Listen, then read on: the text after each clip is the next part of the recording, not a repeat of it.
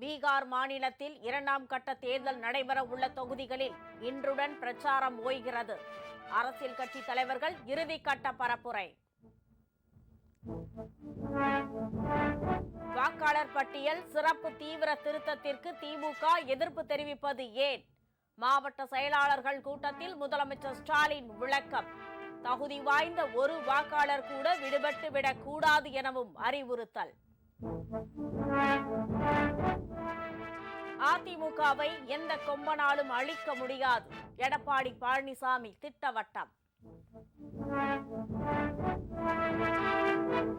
Angola சென்ற குடியரசுத் தலைவர் திரௌபதி முர்முவுக்கு சிவப்பு கம்பள வரவேற்பு.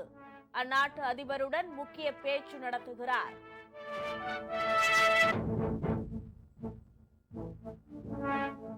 பிரதமர் மோடி 2 நாள் பயணமாக நாளை பூட்டான் செல்கிறார். இந்தியாவுடனான நல்லுறவுகளை மேம்படுத்துவது குறித்து மன்னருடன் முக்கிய ஆலோசனை.